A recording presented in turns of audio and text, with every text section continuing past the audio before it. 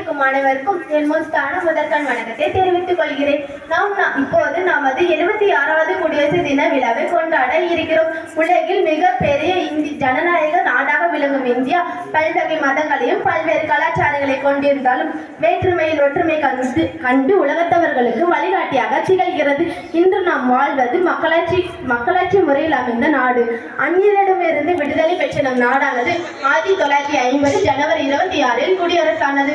அந்த நாளையே குடியரசு தினமாக கொண்டாடப்படுகிறது. என் நாடு எனக்கு உரிமையானது என்ற போராட்டம் சுதந்திர தின போராட்டம். என் மக்களை நானே ஆண்டு கொள்கிறேன் என்றால் அது குடியாட்சி முறை. அதை பற்றி இங்கே காண்போம். நம் நாடானது 1947 விடுதலை பெற்றிலும் குடியரசானது 1950 தான்.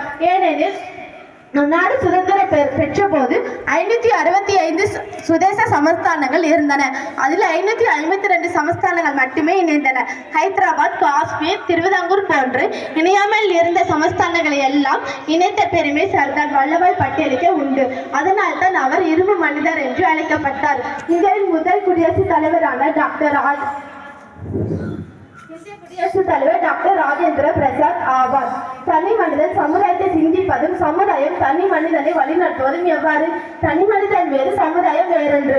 எனவே ஒவ்வொரு குடிமகனும் தன்னை வளர்த்துக் கொள்வதுடன் சமுதாய வளர்ச்சிக்கும் பாடுபட வேண்டும்.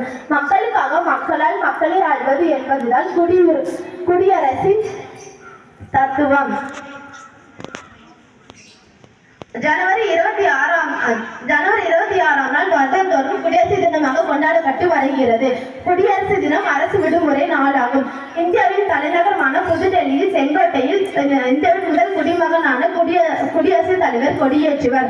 கொடியேற்றும் பொழுது முப்படை தளபதிகளும் முப்படை வீரர்களும் அணிவகுத்து நிற்பர். முப்படை வீரர்கள் தங்களது சாகசங்களை செய்து காட்டுவர்.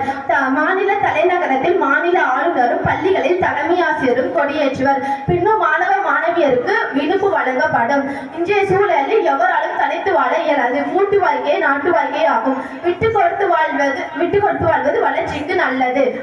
வீட்டு வாழ்க்கையால் ஒற்றுமையும் நாட்டு வாழ்க்கையால் ஒருமைப்பாட்டையும் கடைபிடிப்போமாக. எல்லாரும் எல்லாமும் பெற இயன்றவரை செய்வோமாக. ஒரு பசி ஓவா பிணியும் செருவகையும் சேராது இயல்வது நாடு என்ற வள்ளுவர் பெருந்தகை.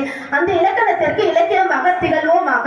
நாடெங்கும் வாழ கேடொன்றும் இல்லை என்பதை கவனத்தில் கொண்டு ஆண்டுதோறும் குடியரசு திருநாளை கொண்டாடுவதோடு நின்று விடாமல் அன்றாட வாழ்வில் அதன் கடமைகளை சிறப்பாக செய்து சிறந்த குடியரசாக நம் பாரத திருநாட்டை பெருநாட்டாக விளங்க எல்லாரும் எல்லாமும் செய்வோமாக.